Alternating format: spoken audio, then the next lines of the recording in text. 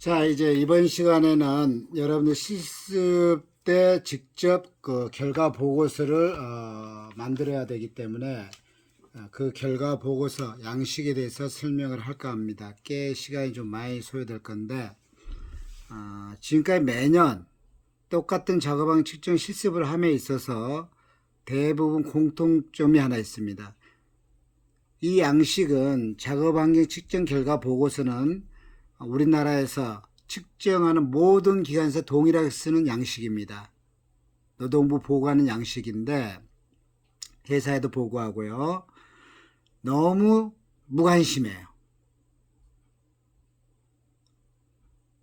이번에 여러분들은 그러지 않았으면 좋겠다라는 겁니다. 그래서 자세하게 설명을 해드릴 테니까 제발 실습할 때 제대로 된 결과 보고서를 좀 만들어 줬으면 합니다. 자, 하나하나 볼게요. 이제 이 결과 보고서가 이제 작업 환경 측정 결과 보고서입니다. 그런데 이에 보면은 별지 제20호 서식이라고 되어 있어요. 또 별지 제21호 서식이 있습니다. 비슷해요. 그러나 조금은 다르기 때문에 잘 보시고, 우측에 있는 노동부 보고용이란 것은 큰 의미는 없습니다. 여기서 자, 별지 20호 서식과 21호 서식이 좀 다른데 여러분들 한번 보시고 판단을 하시고, 그리고 빈칸에 어떤 걸 쓰는지를 잘 봐주셔요. 이거 여러분들 써야 되기 때문에.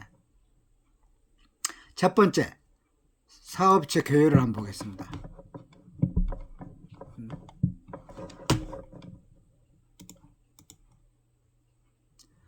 사업체 개요를 보면은 사업체명, 대표자, 소재지, 우편번호,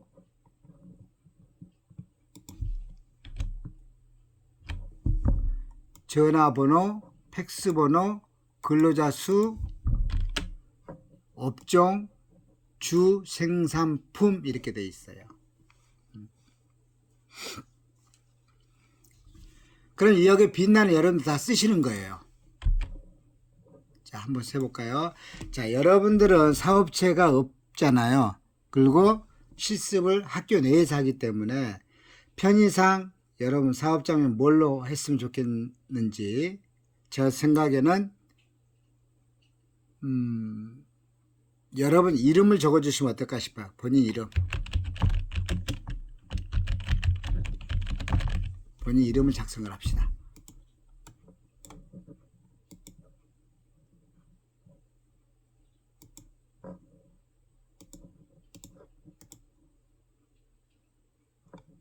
그럼 대표자는 누구로 할까? 대표자도 본인 이름을 하셔야.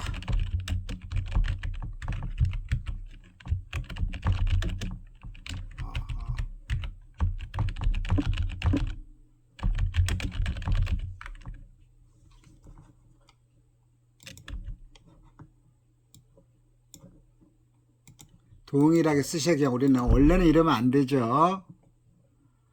원래는 정말로 회사의 대표자 이름 쓰시고 사업체명 써야 되는데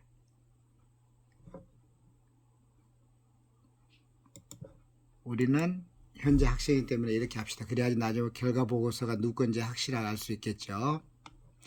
두 번째로는 소재지. 소재지는 어디 이야기하는 거냐면은 회사의 이야기입니다. 회사 주소. 그래서 반드시 우편번호가 들어가야 돼요.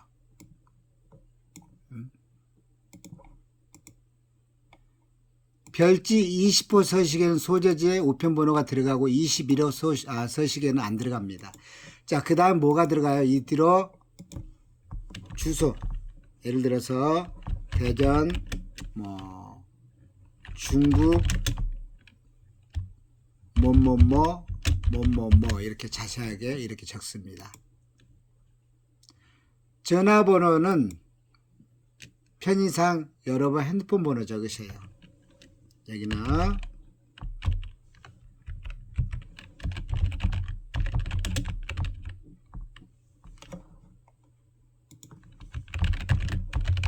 기자하기로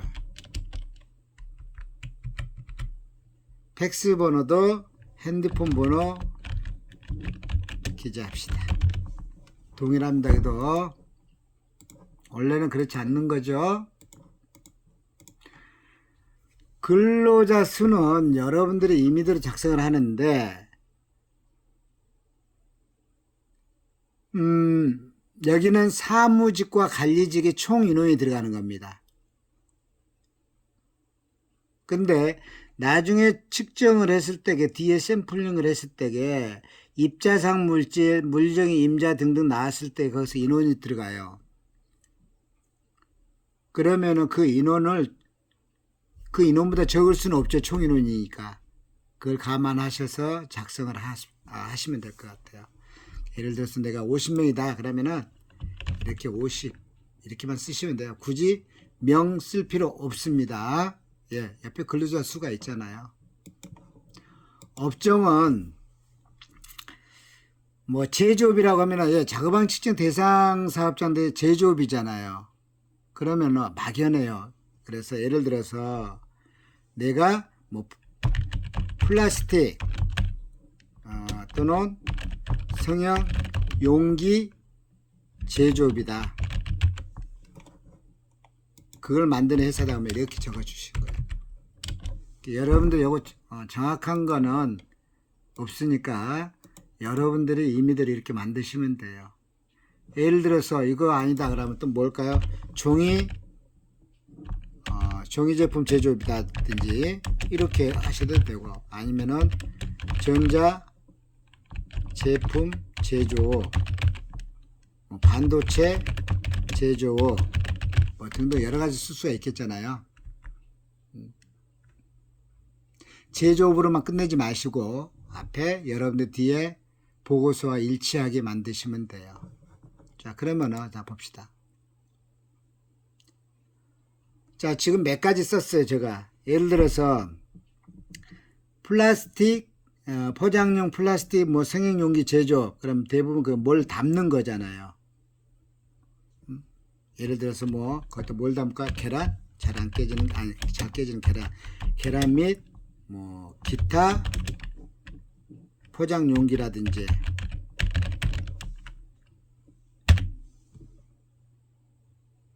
아니면은 뭐 전자제품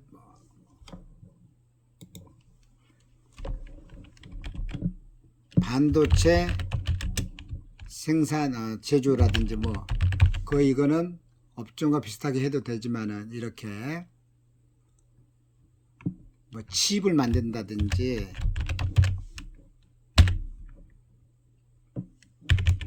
그때 상황에 따라서 해주시면 되지 않나 싶어요.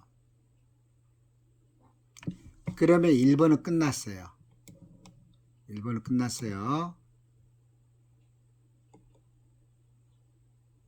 자, 그 다음에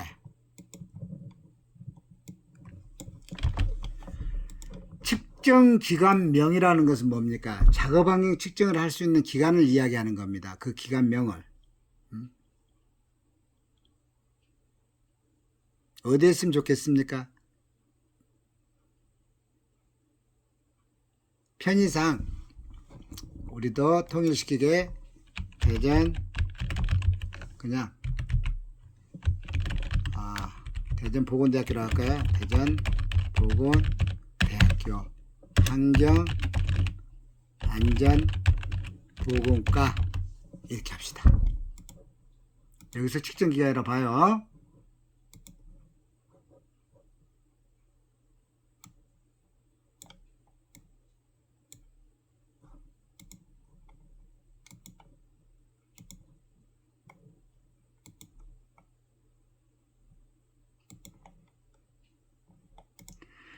측정 일시는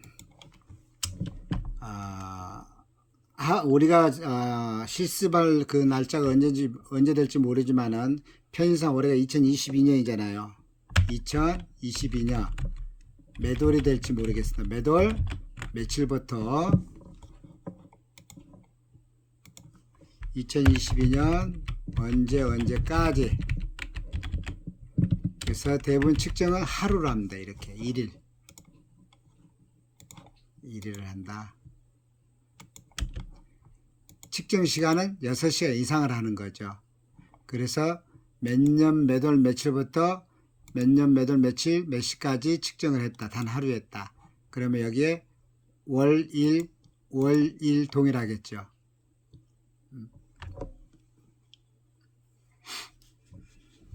이해되시죠?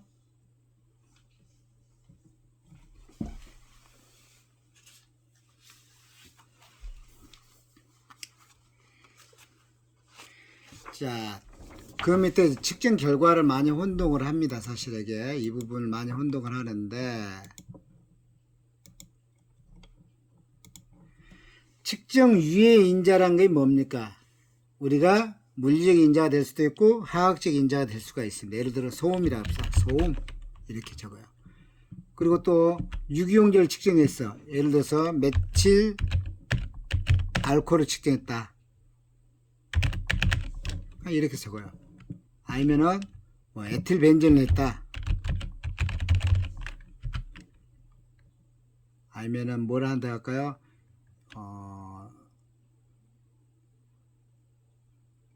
MUK를 할까요? MUK 메틸 에틸 케톤 같은 거 이렇게 측정을 했어요. 용지잖아. 여기는 다. 여기는 물적 인자고요. 그러면은 자 유해 인자는 이렇게 측정했던 데도 다 작성을 합니다. 측정 공정수 즉 단위 작업 장소 수입니다. 몇 군데에서 측정을 했냐 이거죠. 몇 군데에서.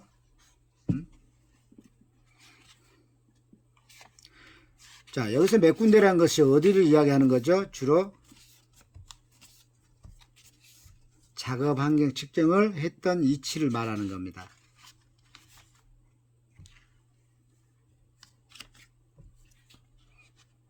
자, 그러면은 예를 들어서 소음을 측정을 했어요. 소음을 측정을 했는데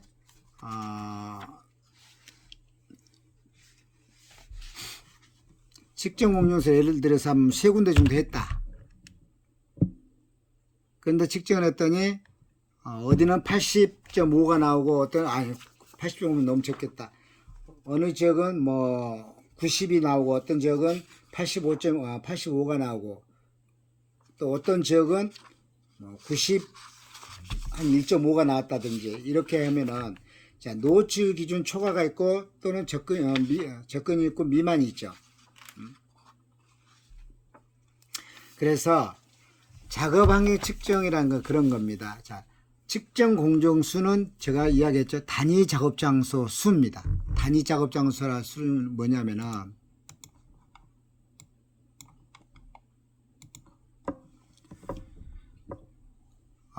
측정 포인트가 아니고 각각의 공정, 뭐 용접이면 용접, 조립이면 조립, 도장이면 도장, 이걸 하나의 단위 작업 장소라고 합니다. 그래서 내가 3군데를 측정을 했어요. 근데 3군데 측정하다 보니까 최고치가 예를 들어서 91.5가 나왔다.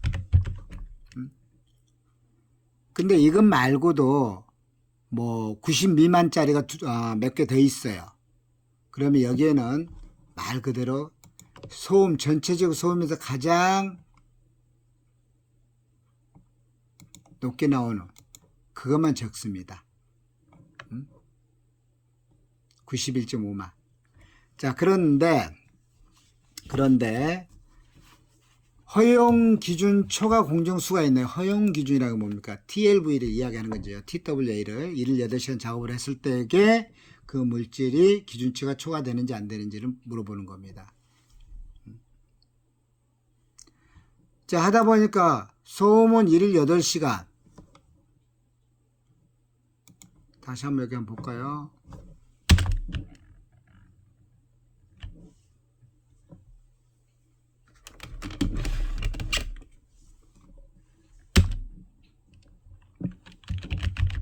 소음 허용 기준치를 한번 보겠습니다. 자, 1일 8시간 작업 시 허용 기준치는 90 데시벨입니다.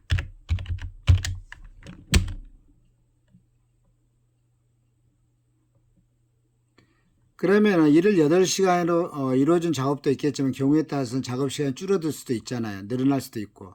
그래서 일일 4시간 작업을 했을 때는 95데시벨입니다.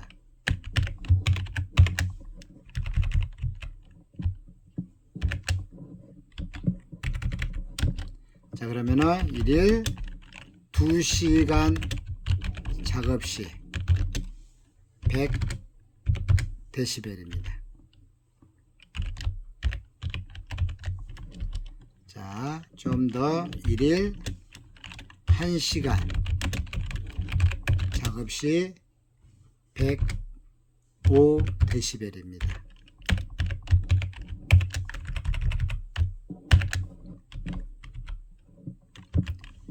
일일 30분 작업 시 110데시벨입니다. 일일 15분 작업 시 115데시벨입니다. 자, 한번 보세요.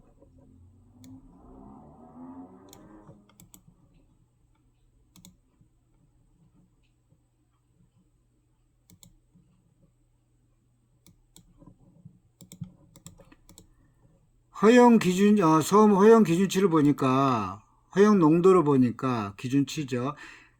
작업 시간이 절반씩 줄어들 때마다 다 2분의 1씩 줄어들었죠. 줄어들 때마다 노출 기준, 즉 허용 기준 5데시벨씩 늘어났습니다.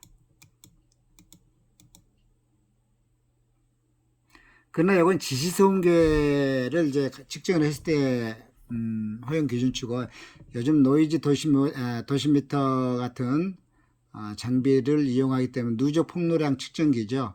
그 내부에 다 메모리 되어 있습니다. 수치가. 그래서 나오는 수치대로 읽어 주시면 됩니다. 자, 그래서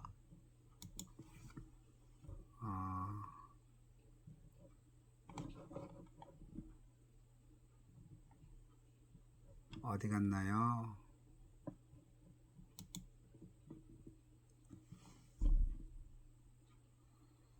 자, 다시 한번 볼게요. 자, 지금 이야기 91.5면 허용 기준 초과예요. 일일 8시간 기준 허용 기준 초과입니까? 미만입니까? 초과죠.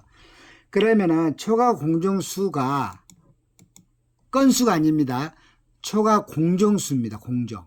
부서, 단위 작업 장소. 그래서 예를 들어서 한 건이 초과됐어요. 그럼 이렇게 개선 한 건입니다. 그런데 여기서 보니까 개선 완료도 있고 개선 중도 있고 미개선도 있고 개선 내용도 있네요. 근데 원래 작업항의 측정을 해서 결과 보고서 나가는 까지 최소 60일 이내면 다 나갑니다. 짧게는 한 달. 그냥 소음 같은 거는 그 짧은 기간 안에도 해결이 돼요. 그런데 유기용제나 분진 같은 거, 입자상 물질은 어때요? 시간이 많이 소요됩니다. 예를 들어서 여러분이 측정을 했는데 국소배기 장치가 없어. 그럼 설치하라고 할 거 아니에요. 그럼 설계부터 해가지고 설치까지 많은 단계를 걸쳐야 되겠죠. 빨리 할 수가 없잖아요. 자, 그런 거, 이런 거, 저런 거 다 있는데, 그래서 여기는 그래요. 소음은 대부분 이렇게 나오면은, 기막이 착용했다든지, 그런 개선 중이잖아요. 아니면은, 소음 밀폐 설비를 한다든지, 그런 개선 중이죠, 여기도. 그럼 하지 않았으면 미개선. 아니면은, 조금 전에 얘기했던 기막이 착용하라고 했어요. 그럼 기막이 다 착용했어요. 개선 완료가 되겠죠. 그럼 여기다가 이런 식으로 개선 중이다 이런 식으로 미개선 하지 않는다 뭐 놔둬도 되겠죠.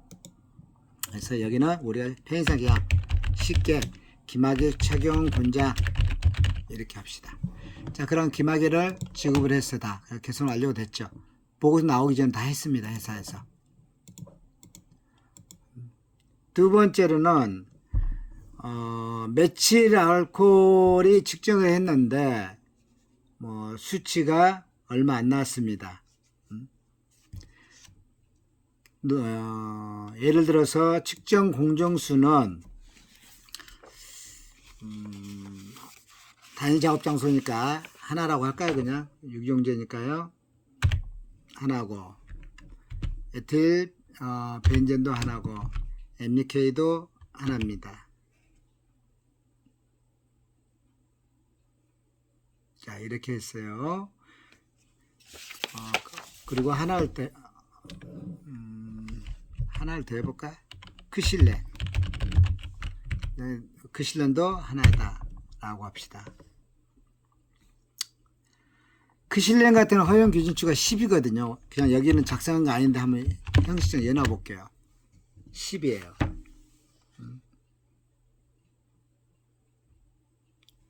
그리고 이제 불검 뭐 메칠 알코올, 에틸 벤젠 이런 거 잘 검출되지 않는데 에틸 벤젠도 대부분 이제 허용 기준치가 10입니다.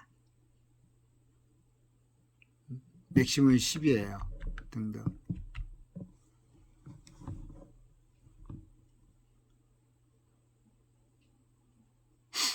자, 그래서 이런 물질이 검출이 됐을 때 내가 예를 들어서 뭐 편의상 기준치가 10이다. 응? 기준치가 10이라고 했을 때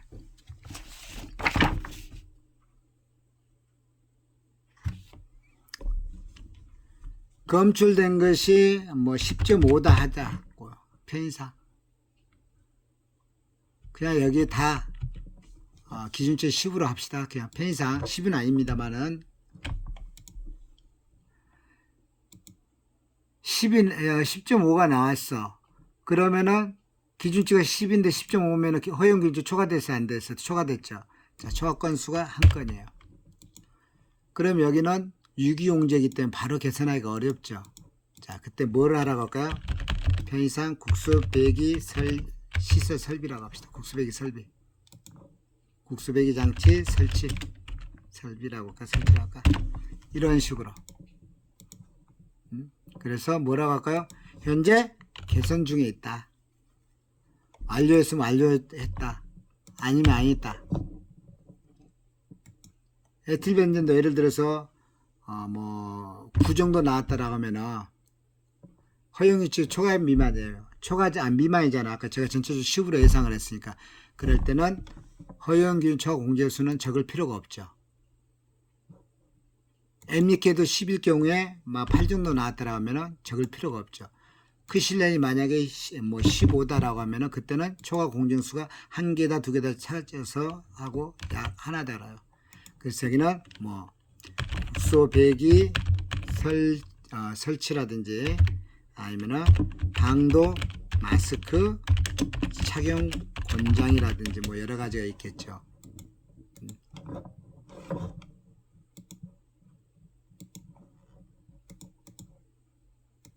그래서 이 난을 좀 잘해 주세요. 이 난을.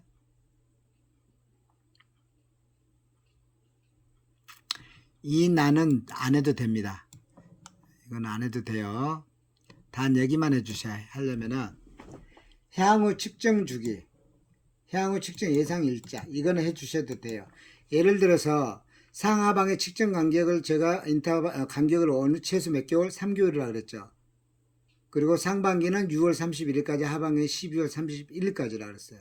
그래서 그 측정했던 그 달을 기준으로 해서 향후 몇 개월 후에 측정할 건지를 해주는 겁니다. 6개월 단위면 6개월 단위, 1년 단위면 1년 단위, 3개월 단위, 3개월 단위. 그래서 여기서 자 우리가 어떨 때 작업 환경 측정 그 횟수를 보면은 다시 한번 보면은 1년에 연 2회 하는 거 기본적으로 하는 거 있죠. 상반기 또는 하반기. 이건 정기적으로 하는 겁니다.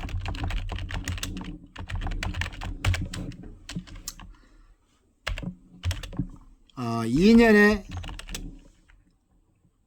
또는 1년에 1회만 하는 거, 이런 사업장들은 노출 기준, 즉 여기서 노출 기준은 상하반기를 다 말한 겁니다. 상하반기 측정을 했더니 노출 기준 미만인 사업장, 그리고 3개월에 1회 이상 측정 사업장은 첫째, 유기용제가 노출 기준 치의 2배 이상인 경우,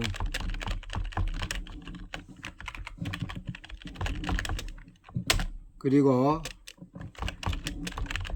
발암성 물질이 노출 기준을 초과할 경우, 이럴 때는 3개월 이상입니다.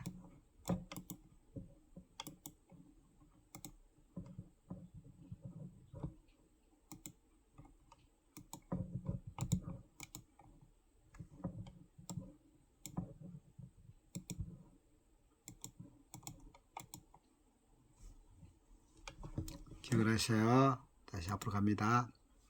그래서 3개월 할지 6개월 할지 1년을 할지는 여러분들이 판단해서 동그라미를 해주시면 돼요.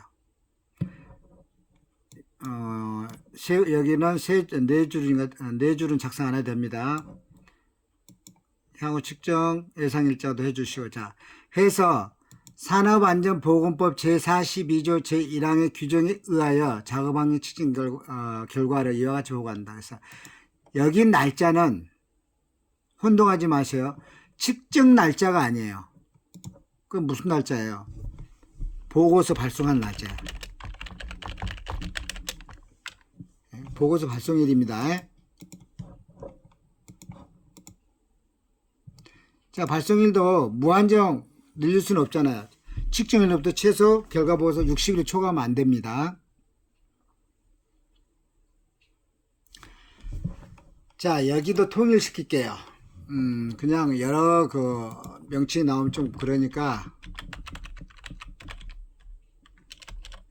뭐라고 통일시킬까요? 그냥 여기 대전이니까 대전 지방 고용 노동청장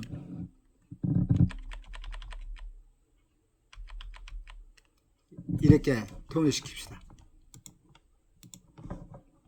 통일시킵니다.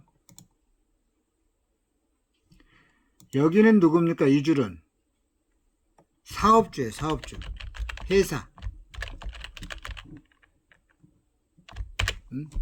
이름이 들어가야 되고 사업장 명이 들어가야 되고, 아니면 사업장 명과 이름이 다 들어가야 됩니다. 자, 이렇게 하면은 별지 제20호 서식이 끝났어요.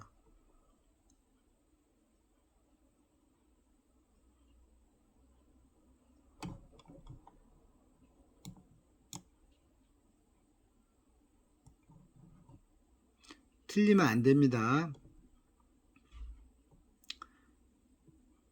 자, 조금 쉬었다가 3교시를 하겠습니다.